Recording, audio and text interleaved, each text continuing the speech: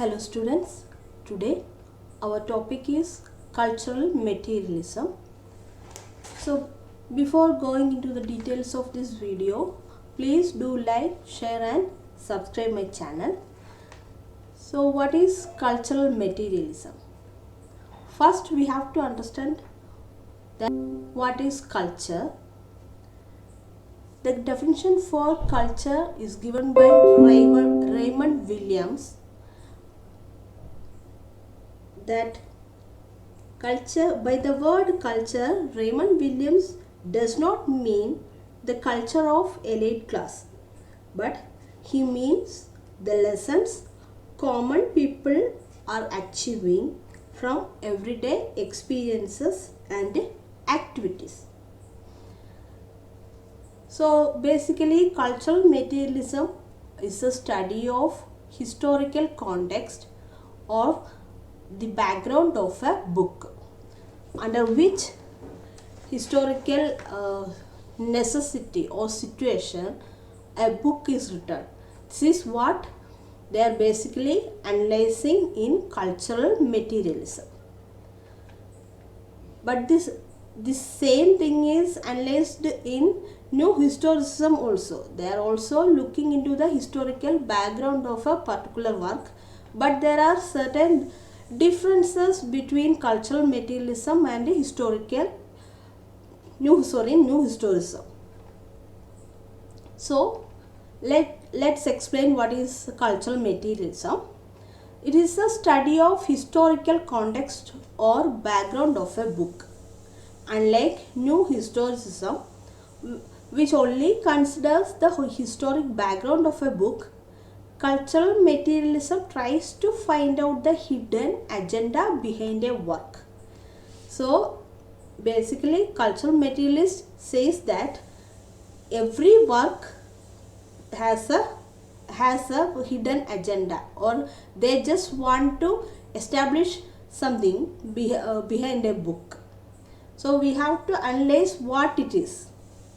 When we study the background of a work, we have to consider those aspects which are hidden or which are not explained in a work. We are analyzing the historical background of works, but there are certain things which are hidden in that book, in that work, and that we have to trace out. This is what cultural materialists are doing. Cultural materialism trying to find out those hidden facts which are underlying in a text. It basically tries to study the historical background of every work and monetary benefits enjoyed by some sources for hiding some facts in every work. So they are basically saying that every work has certain meanings, but behind those meanings there are certain facts also, which at the first reading we cannot understand. So we have to trace it out, we have to find it out. Privileged class used many great Western works to justify their values and ignored social and political messages in that work.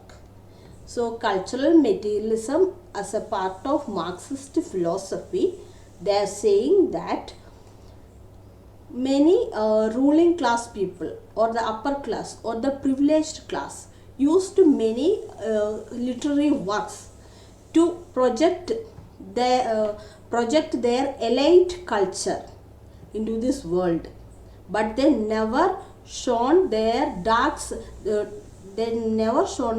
dark side of their culture through many of the works.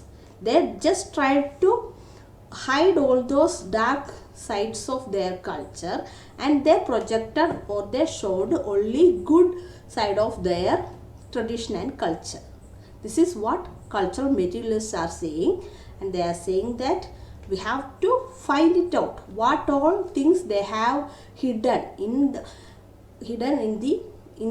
many works. For example, in Jane Eyre and Wuthering Heights, they are showing only these two works, they are showing only the eliteness of Western culture. But behind in this work there are also some dark elements in the European culture, or the pathetic life of orphanages and the class distinctions in European society. These all we can analyze, we can trace out if we deeply analyze these two works like Jaina, Wuthering Heights. So this is what cultural materialists are saying.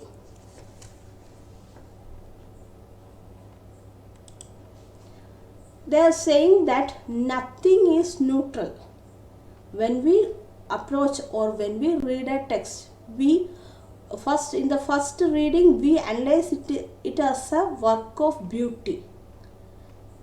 But they said that no, it's not right, because in every work there is a hidden agenda.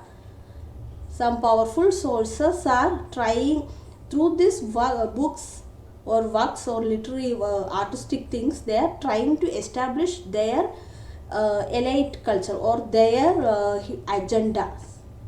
So no book is a neutral one. Every book has a political siding. Every power structures like religion, state and educational system tries to expand their power over exploited class through some ideology. Through this structure, so they are saying that there are certain power structures, power sources like religion, state and educational system, and through all these power structures they are expanding their power over the poor people or the exploited class. For this they are directly or indirectly using some ideology. For example, through in religious things, in olden days, Christian church is used their authority over poor people to control them. So this ideology is religion, and they are using this religion for controlling many people, that ignorant people. Through these power structures, they are hiding some facts. Books are sites of power relation. So these power sources or structures are using the many books to expand their power. Books are trying to establish the supremacy of a particular religion, political party or a particular class. The duty of cultural materialist is to understand the real intention of these power structures and how they hide their faults through the help of these books. This is the duty of cultural materialists and materialism. From the word materialism itself, we can understand that they are using the ruling class or this privileged class is using to hide something through the use of materialistic things, through the use of monetary, through the use of money or source. They just want to hide something, and they only want to project their good things. This is what cultural materialists are saying. Why they are saying all this? Because they are part of communist and Marxist ideology. So important features of cultural materialism are they tries to change a social order which exploits people on the basis of gender, color and economic condition. That means these Marxist philosophers, through the use of cultural materialism, they just want to change that social order. Why? Because in this social order, many people are exploiting some others on the basis of gender, color and their poor condition. When a cultural materialist reads a work on Shakespeare, he is trying to connect this work with today's inequalities and problems. This is a very important concept of cultural materialism, because in new historicism they are only trying to find out the historical background of a particular work. This is the main duty of new historicists. But cultural materialists are not only trying to find out the historical background of a work, but also they are connecting the problems of olden days to today's inequalities and problems. When they read a work on Shakespeare, they are trying to connect this work or the problems mentioned by Shakespeare in that olden days with today's problems and inequalities also. So they are making a connection with the olden days and new generation problems. So another important concept is all the representations are politically charged. This is what cultural materialist says, that all the representations or all the power sources has a political charging or a depending. Through all the works, the privileged class is trying to establish and expand their power and authority. So there is no neutral interpretation of any work. This is very important, because cultural materialists say that every work or every book has a political siding, or they are backing some particular ideology. So no book has a neutral mindset. There is no neutral interpretation of any work. Not even a single work has a neutral or a political. There is no work without any political obligation. Every work has a political siding. So the duty of cultural materialists is to understand the techniques of privileged class, that how they exploit others.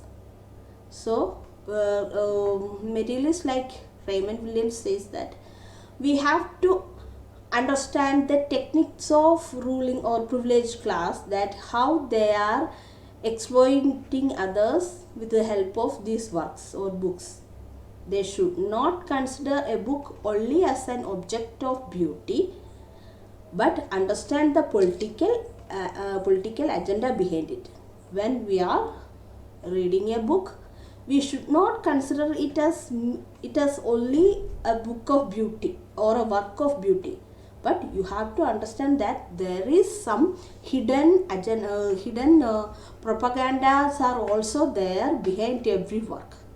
This is the main concepts of cultural materialism. Thank you.